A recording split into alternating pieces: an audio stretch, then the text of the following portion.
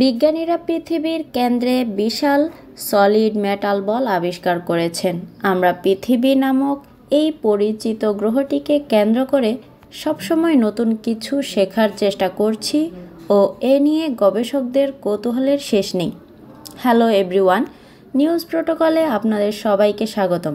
আজ আমরা জানব বিজ্ঞানীরা পৃথিবীর কেন্দ্রে বিশাল সলিড মেটাল বল আবিষ্কার করেছেন।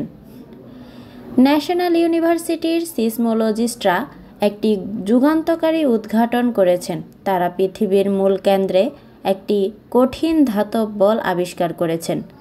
ভূমিকম্প এবং ভূমিকম্পের তরঙ্গ নিয়ে তাদের গবেষণার মাধ্যমে বিজ্ঞানী থানসন ফাম এবং হরভোজে তাকালিক এই কঠিন ধাতব কোরটি আবিষ্কার করেছেন।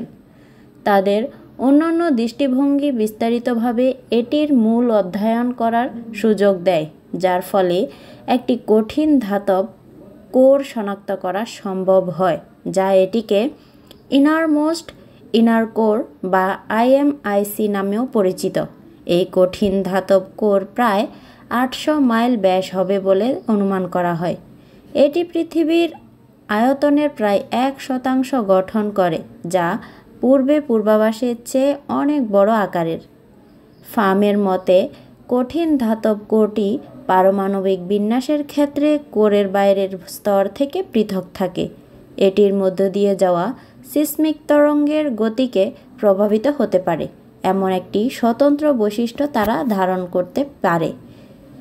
গবেষকরা অনুমান করেন যে এই কঠিন ধাতব কোর পৃথিবীর ইতিহাস এবং গ্রহের পৃষ্ঠে জীবনের বিবর্তন সম্পর্কে গুরুত্বপূর্ণ সূত্র ধরে রাখতে পারে।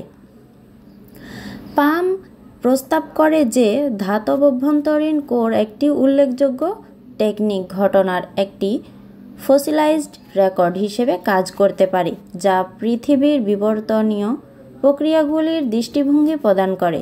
তাদের অনুসন্ধান শুধুমাত্র একাডেমিক কৌতূহলের জন্য নয়, বরং আমাদের গ্রহে জীবন গঠনের মৌলিক প্রক্রিয়া বোঝার জন্য পৃথিবীর কেন্দ্র নিয়ে অধ্যয়নের গুরুত্ব রয়েছে।